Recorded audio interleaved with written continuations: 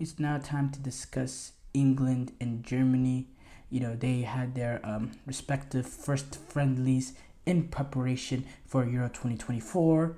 England were able to defeat Bosnia and Herzegovina 3-0.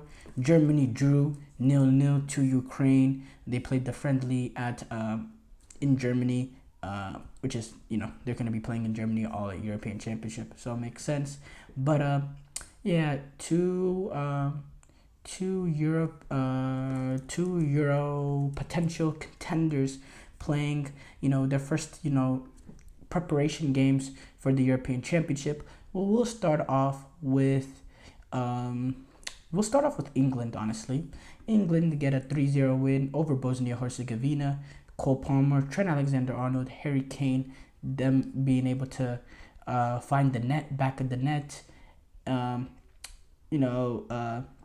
England really starting off this game was kind of a B team lineup, to be honest.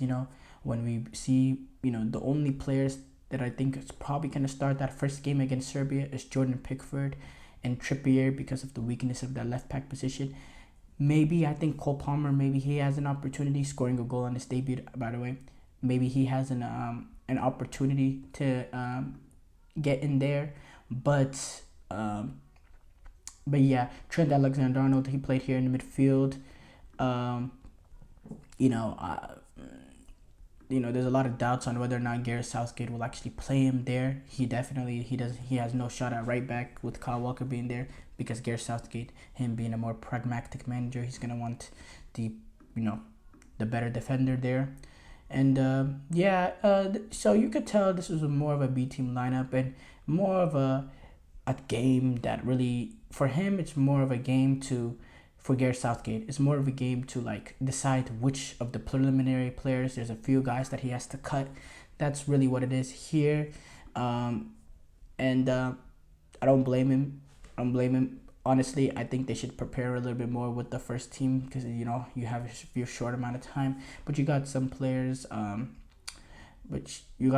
just coming off the end of the season. Maybe he wants to give them a little bit of a rest, and he can go full on whenever they play. I believe they take on Iceland in their last preparation game, which will be in 4 days, 9 days before their first game against Serbia. And the main talking point is Trent Alexander-Arnold and whether he gets into the midfield, which I don't see that really happening, because I think Jude Bellingham and Declan Rice, those two for sure, right?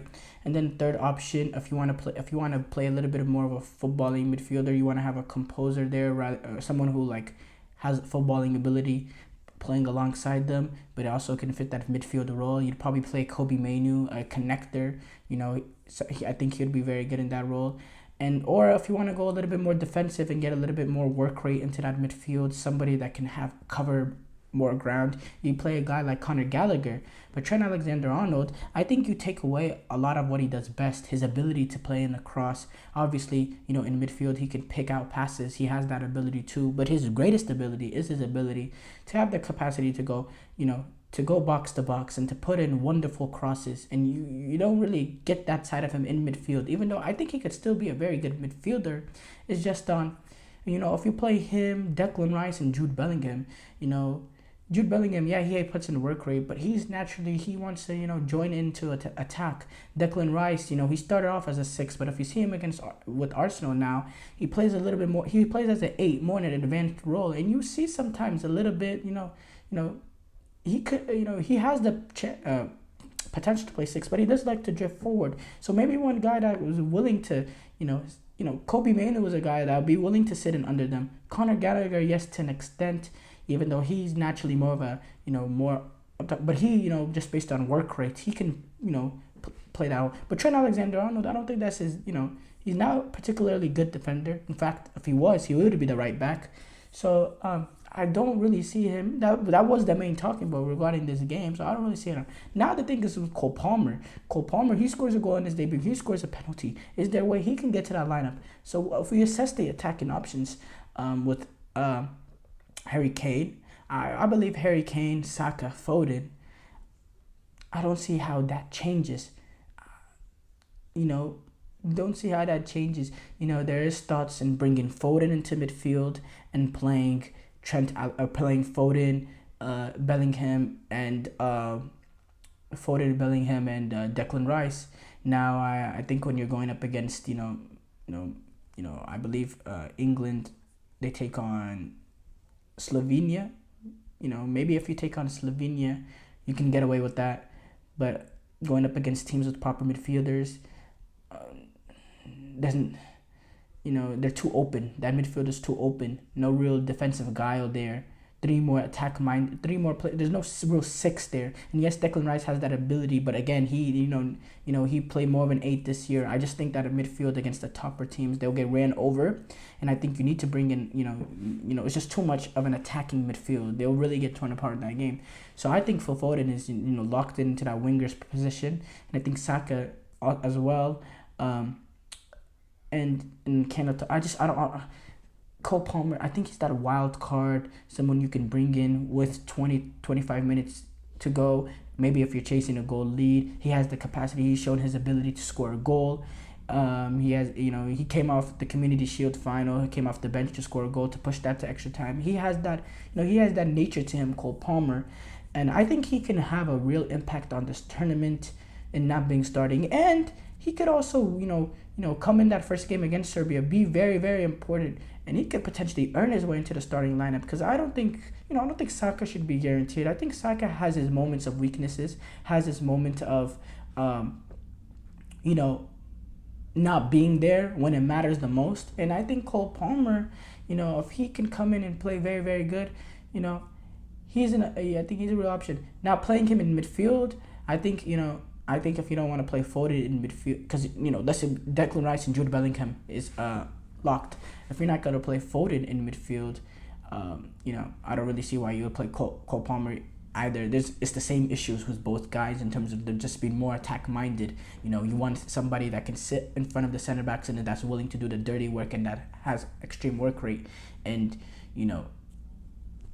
neither of those two players will provide that for that midfield. So I think for the first game, I don't really see a real way he gets into that lineup. It is what it is. But England's center back issues, that's something that should be discussed. It looks like it's going to be John Stones and potentially Gahey in that first game. When you look at Harry Maguire, his injury situation, it's number one, it's a center back partnership that we haven't seen much play for England. We haven't seen it much. We don't know the chemistry between the two. And also, Gahey, today was a little shaky. He turned the ball over in a very bad area. It led to Bosnia's Herzegovina. They had one shot all game, and it was because of that, turning the ball over in that bad area. It's something to watch, I think, defensively. Now, you go back to the last Euros, Harry Maguire did actually miss game one. They went with a back three against Croatia. It was England versus Croatia in that. Well, no, they did not go with the back three. They switched to the back three later on that tournament. But they played Tyrone Mings and John Stones back there. And it worked for the game one. It got the job done. Tyrone Mings, I believe he actually performed pretty well. And they ended up winning that game 1-0 to start off their tournament really, really well. When it was at Wembley too. But Tyrone Mings was a player at that time. He had more experience than what Gahey is right now. At that time, Tyrone Mings, I believe, was 26 or so, 26, 27 in that area, coming off a very good season with Aston Villa. Now, Mark Gahey, he's had a very good season at Crystal Palace, but he's 23 years old, so the inexperience is there. It'll be his first game at a major tournament, so that is also something to watch for England as they continue to prepare for the European Championship. Obviously, the left back is also a huge issue for them as well.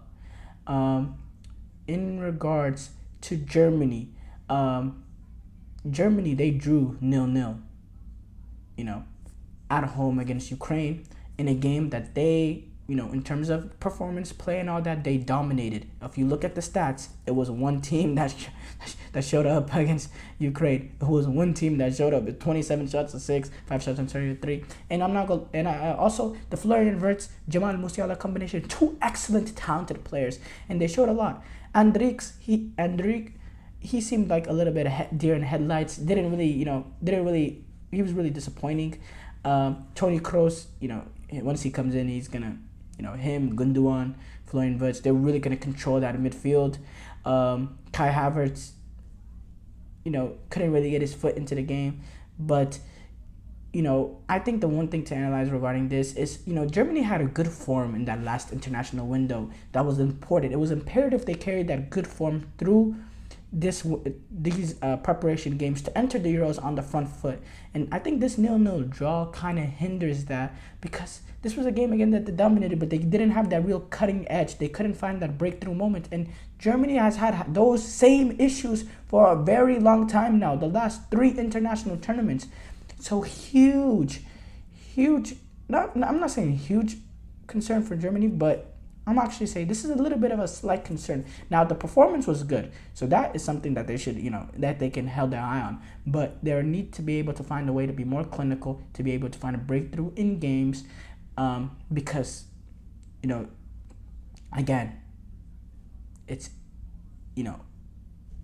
this is the problem that they've had for a very, very long time. And we're going to discuss a little bit more, maybe tomorrow, in these next couple of days, as we prepare for the European Championship, which everybody is excited for.